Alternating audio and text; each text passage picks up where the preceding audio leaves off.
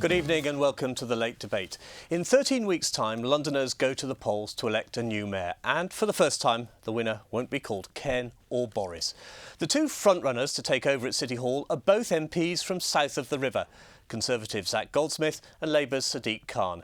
But before I speak to them, let's put the contest into context.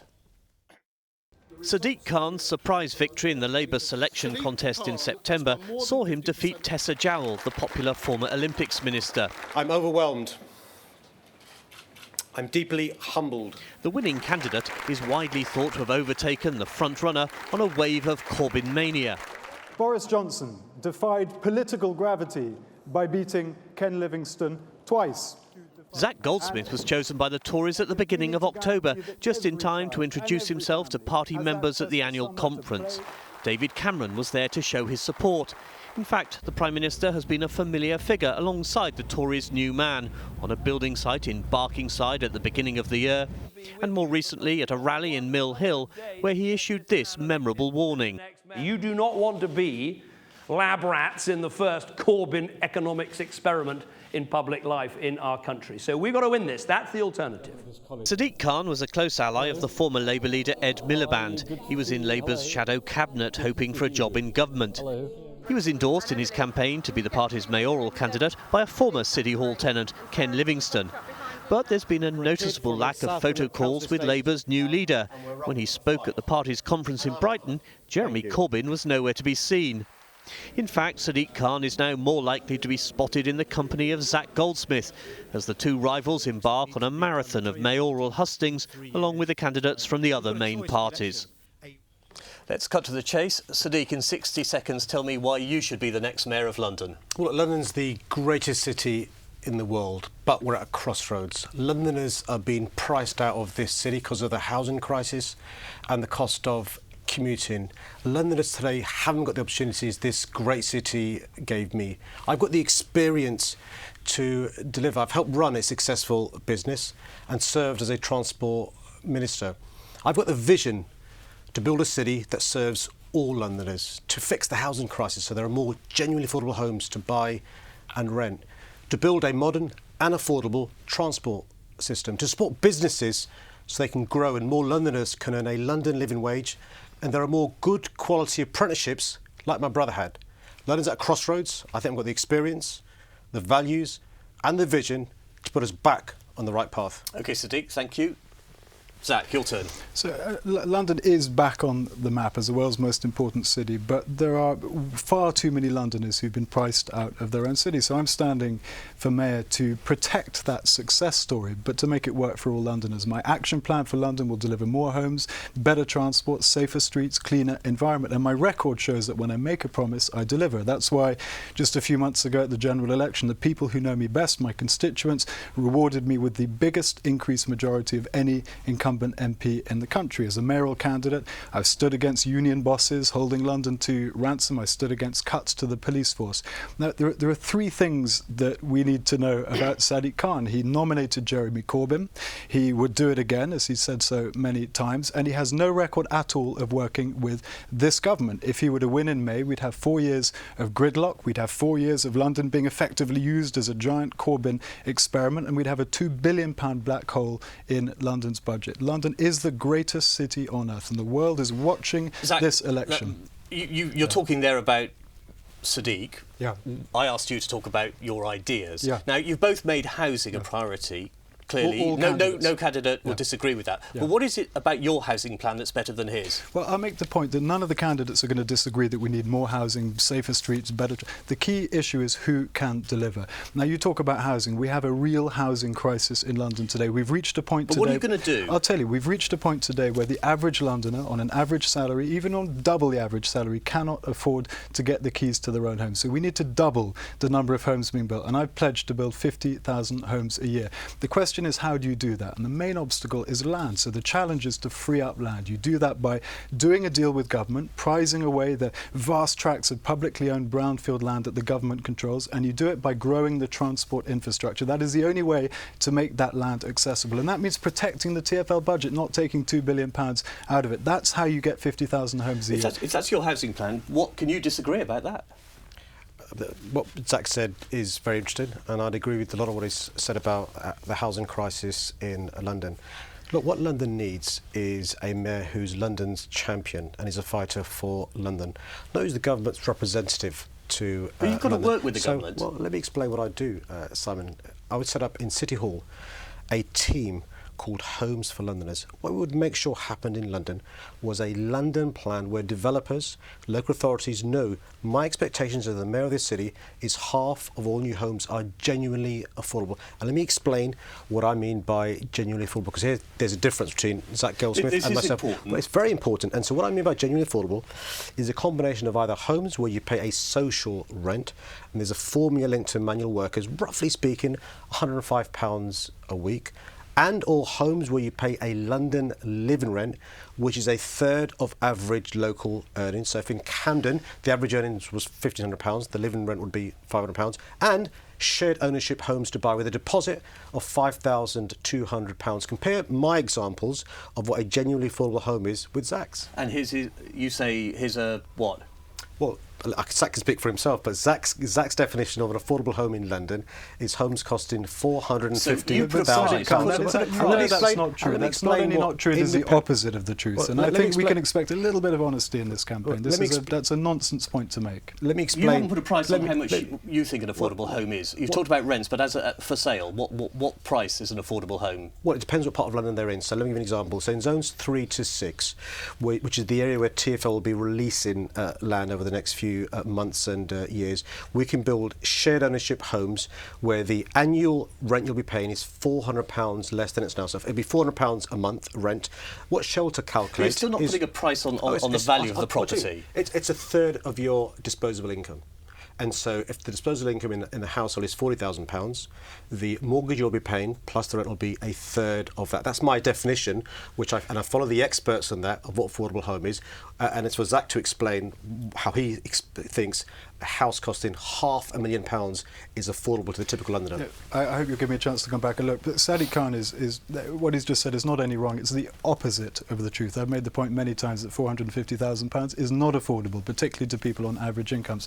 It's a pure fabrication. What Sadiq Khan is talking about is starter homes, a really valuable initiative that's helped tens of thousands of people onto the housing ladder, people who otherwise would not be able to do so. £450,000 is the legal cap. Now, I've been visiting schemes in London where starter homes are being sold for around £160,000. Where is that? Ealing, £160,000. So you could buy a 3-bedroom home for I didn't say £160,000 I said a starter home. I didn't say a 3-bedroom Right. home. There are £160,000 in Ealing. There are £250,000 starter homes, 2-bedroom in Camden. The point is that if you want an appropriate housing policy for London, it has to cater to people across the income spectrum. If you are earning the average income in London, you're never going to qualify for social housing. Well, if I nor could can you buy respond to Zach's point. a home on Can the I market. just- on the open market. Let me respond to Zach's point. I mean, he's spoken for, So both the examples Zach has given are two excellent Labour councils, Ealing and Camden, and I've also visited those sites. And what they both say is they're currently working with their hands tied behind their back because they've got a government who doesn't believe in building affordable homes and a mayor who thinks an affordable home is 80% of market value. You said they're Labour councils. Imagine what Ealing and Camden could do with a Labour mayor on their side, with a London plan saying to developers half of all new homes need to be genuinely affordable, but also fixing the rental market with a not-for-profit letting agent covering all of London. And I've spoken to most councils and they all say this mayor's been a disaster and a mini Boris won't solve the problems. Can I just ask you about the issue of affordable Yeah. homes and the land that you're going to put them on? You're talking about TfL land, but you're also talking about TfL land being available for solar farms and renewable energy. I mean, is there enough TfL land to build all these affordable homes you want? And why hasn't Boris done it already? So if you think about Hyde Park, TfL owns land equivalent to 16 times Hyde Park. Not all of this can have homes built on it, but a lot of it can. We estimate that we could build very, very quickly 10,000 homes on land released in zones 3 to 6. So we asked how many homes are you going to build? We need 50,000 homes a year. A very large chunk of that will happen on publicly owned land, not just TfL land, but GLA land. There is still some GLA land left to. But also, we need to negotiate with the government to free up publicly owned land owned by the Ministry of Defence, the Ministry of Justice, the National Health Service. We need to work with local authorities. Some local authorities own almost half of the land within their boundaries. You both want to give Londoners a chance to get at the top of the head of the queue to buy homes. How do you do that? That's bucking the market. It is essential that if you're building homes on publicly owned land, that you make those homes available to Londoners. That's the commitment that I've made, and it's absolutely essential. It's not a revolutionary idea, incidentally. The schemes that we've just been arguing about. I agree with Zach. The schemes we've just been arguing. Let me just finish what I'm saying. The schemes that we've just been talking about, arguing about even, are schemes where the houses built can only go to Londoners, people who've been or worked in London for the last 3 years. It is within the power of the mayor to write within the London plan the rules that we're talking about now, and it's absolutely essential that we do. There's no point building large numbers of homes on publicly owned land if they're then bought by outside investors and left empty. I welcome Zach's conversion. Can you then explain how Boris Johnson has allowed TfL land in Earls Court to have only 11% affordable homes and zero social rent? And those affordable homes cost 80% of market value. Your mentor, your role model has allowed this to happen, and it's a scandal. Can I just talk about Boris? Zach, let me just make a point about Boris. Before we move on, I want to. You're both very good at telling us what you want to do, but let's also listen to what Londoners want from their new mayor. We've carried out something of a bit of market research. I think someone who's, for want of a word, probably a little bit more serious about the role, because I think Boris's charisma and character gets him through. Affordable property. So yes, it's somewhere where I could actually buy. I'm 47, I don't own, I can't get on the ladder, it's impossible, really difficult. We're desperate. The rents are ridiculous for young people. I think it's about time something was done about it. I think we're all human beings and we need to live in a home, so I think we need to have a rent cap. This so-called cycle highway is causing an absolute chaos, and I think there's deliberate plans just to try and force cars off the road. I don't own a car, but it's just a mess. Keep the foreigners out, am I allowed to say that? Yeah, because our kids have got no schools or jobs or houses or anything. I think they should clean up the streets, like make it more clean. As you can see, there's loads of rubbish all over the floor. I think there should be more fines for throwing rubbish. We heard a couple of Londoners there talk about transport. That's always a big one for the mayor. Yeah. You're making no offer to help Londoners cut their cost of commuting. Look, I'm in 13 weeks hoping that Londoners will back me for mayor. There's nothing I'd like more than to offer them a reduced cost of travel. It's a major part of people's daily expense. But I also know that we have to continue to grow the transport infrastructure. If we don't grow the transport infrastructure, we don't keep London moving. But equally, we don't solve the housing crisis. That is the only way we free up the land we're going to need to solve. You don't even like the idea of the hopper ticket, which Sadiq and Lib Dems have put forward. I know that if I were to promise what Sadiq Khan has promised, I know that it would simply not be true. I know that it would be a promise that cannot be delivered. There is no one who is remotely interested in transport who believes that it is possible to take £2 billion out of the transport infrastructure and continue to grow the transport network. And if we don't grow the transport network, London grinds to a standstill and we don't solve the housing crisis. I know that if Sadiq Khan is elected and does keep that promise, it would be catastrophic for London. It is possible to take £2 billion out because the mayor has the power to do it. Do you agree with Transport for London with those figures of 1.9 billion? That is the cost of you freezing fares. No, I don't. Well, let me give you an example of one person who agrees with me. One of the world's leading experts on London, Professor Tony Travers, agrees with me. It's not true. You're making this up. And so let me explain how I'll freeze the fares over the 4 years. It's a fully funded package. Boris Johnson has increased the fares every year for the last 8 years, and Londoners have suffered. We pay the most expensive fares on our tubes than any other city in Europe. It's double over the last 8 years. The mayor's increase this year cost £43 million. Over 4 years, it cost, roughly speaking, £400 million. Boris Johnson himself accepted this 2 weeks ago on LBC. We can make lots and lots of savings. Last year, TfL spent £383 million on consultants and agency staff. We can cut that by half. We can merge engineering functions from underground and surface. That will save more than £400 million. We can cut down on fare evasion. Last year cost us £61 million. Don't you think Transport for London are trying to do that anyway? Because you've had as the viewer said, we've had a part-time mayor, more interested in his next He's job. not a ticket than actually inspector. taking I mean, charge Transport of for London is presumably... If I could just make one correction. Why don't we keep hold of the freehold in TfL, build these homes that we need, and have a revenue stream coming in? You know, Hong Kong's Transport Authority raises more money via clever use of its property than by fares. What we need is a full-time mayor committed to use the experience he has as a transport minister and making tough decisions with a successful business to make sure TfL works for Londoners. If you disagree with Transport for London's figure of 1.9 billion as the cost... It is their figure. Transport for London have taken the unprecedented step of correcting Sadiq Khan's figures, pointing out that they're up by about 400%. Tony Travers, who Sadiq Khan has just quoted, has said, yes, you could take £2 billion out of the budget, but it would be undesirable because it would freeze the expansion programme that London needs. True. What Sadiq Khan needs to do is explain which of the programmes he's going to cut. Is it the night tube? Is it the Freedom Pass? Is it the Circle Line upgrade, the District Line upgrade? You cannot take £2 billion out of the budget. Find me an independent expert who believes you can do what you're saying you're going to do without decimating the programme. And I think you need to be honest with voters. What are you going to cut? Which are the programmes? There's a question. What are you going to cut? Let me explain, and hopefully I'll get You've talked about economies, you've talked about efficiencies. Transport for London are already looking for those. You've talked about the cable car, which would cost money to cancel. You've talked about the Routemaster bus, which would cost money to cancel, because the order's gone through. There's not a single plan you put forward that would reduce the expense of TfL. Not one example. Well, it's desperate stuff from Zach. Let me explain how we can quite easily freeze the fares over 4 years. We can, for example, make sure we sweat the assets much, much more than we currently are. 40% of the contracts given to buses in London are given to companies owned by the governments of, guess where? France, Germany and Holland. So the fares we pay in these buses go to reduce the fares, guess where? France, Germany and Holland. Why isn't TfL bidding for these contracts? Why isn't TfL bidding for contracts in cities across the country? Why isn't TfL bidding for contracts around the world? We can increase the revenue streams of TfL if you've got a mayor with the experience and the vision. I'm afraid this is lazy stuff from Zach, desperate stuff. I've set out a fully funded fare package. TfL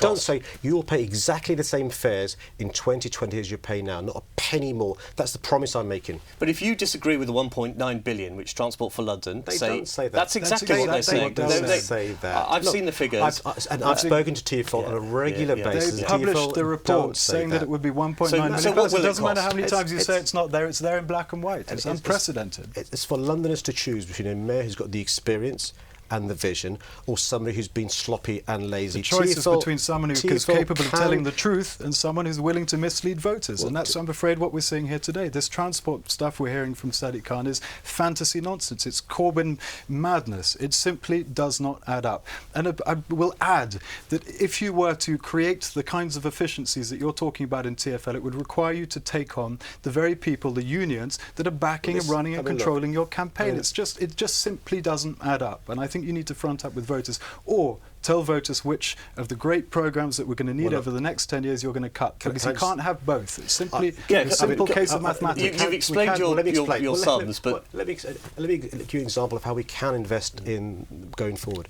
So Crossrail is an innovative project paid for by a combination of businesses, £4 billion, central government taxation and London taxpayers. Business contributes £4 billion.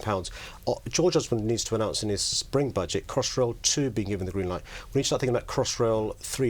The time it's taken us to build Crossrail, France said 5 Crossrails. I've got the experience of somebody who was a Crossrail minister. We can invest in the future by keeping the fares down. The more desperate and rattled Zach gets, the more it shows how out of depth he is. OK, there's one area I'd like to talk about, and it has nothing at all to do with policy, and that's the tone of this campaign. And by that I mean personal attacks on each other's character and background. For example, George Galloway last night. Since the day and hour that Jeremy Corbyn was elected as leader, he has stabbed him in the back, in the front, in the side, and I, for one, ask everyone who supports Corbyn to vote for me first preference in the election for London Mayor. I think it's only fair to ask you, is he Corbyn's man? You're not? Well, either Zach's wrong or Galloway's wrong, because frankly I can't be both, on Zach's opinion, in the pocket of Jeremy Corbyn and in George Galloway's opinion a seller. I'm my own man. I want to be London's champion, London's fighter, London's advocate. I'm not in the pocket of the Prime Minister, the Chancellor, the previous Mayor or Jeremy Corbyn. Is this going to be a dirty campaign? You've called Zach a serial underachiever. I think it's really important that Londoners compare and contrast our respective CVs. What I think is not helpful is if we try and divide communities or we try and talk about background. I will never talk about Zach's background. What is relevant to talk about is what we've done since we've been adults, whether that's businesses we've run successfully, whether we've served in government, whether we've made tough decisions, whether we've made balance sheets balanced. And I think those are really important for Londoners to know about. OK, fine. He says he's not going to talk about your personal background, but he's just suggested you don't have the CV for it. If you look at my record as an MP, it's very odd that Sadiq Khan doesn't seem to regard being an MP as a job. Maybe that's why he's managed to turn a safe Labour seat into a marginal. You look at my record as an MP where I took on a Lib Dem seat, a comfortable Lib Dem seat, and got the biggest swing of any MP in the country. The people who know me best, who saw me in action, knew that I was on their side. I was elected to take a stand against Heathrow expansion. I won that campaign. I was elected to protect funding for Kew Gardens. I protected funding for Kew Gardens. I got a string of successes that my constituents prized greatly, and as a consequence, people who'd never voted Conservative before voted Conservative for the first time. It's winning Heathrow. It's not over yet. I disagree with you. Heathrow is now being required to pass a pollution test, which you and I know it can never pass. We've kicked this issue off the agenda, and on a great many other issues as well. A giant thumbs up from the people who know me best. And if you judge politicians by their promises, you're always going to get let down. Because people do judge politicians by what they say. But that's a mistake. It's a mistake because politicians will promise the earth before an election, but you can judge a politician by their record. And my record, I invite everyone to scrutinise my record as an MP because I'm proud of it. I've held government to account and I've delivered. You've called Sadiq divisive and radical. I believe there is nothing more radical that has happened to politics in my lifetime than what's happened to the Labour Party. Sadiq Khan is an architect of that process. He nominated Corbyn. He was asked recently, do you regret it? He said, no, I'd do it again. It is a radical thing that's happened to our politics. It's a giant experiment with the Labour Party, which has wrecked the Labour Party, frankly, and I don't want to see that same experiment tried with... You've got to look at this one. It's noteworthy that 90% of this debate's been Zach talking about me. I want to talk about my visions for this city and the experiences that I've got. I think one of the things that's been really bad for our city is a top-down reorganisation of the national health service. I voted against that. I think, for example, it's bad for Londoners that our students who want to go to university and have got the grades can't go because of the trebling of tuition fees. I worry about the hollowing out of London because of our housing and planning bill that Zach is supporting and I voted against. I worry about our city, and I think unless we have changed on May the 5th with a mayor who's got the experience, the values and the vision to, Sadiq, to make improvements. We sadly have run out of time. It's been great talking to both of you. I'm sure we're going to hear an awful lot of you from you over the next couple of weeks. But for the moment, to both my guests, Sadiq and Zach, thank you very much. I'll be back at the beginning of next month when I'll be talking to the man they're both hoping to replace, Boris Johnson. Until then, good night and thank you for watching.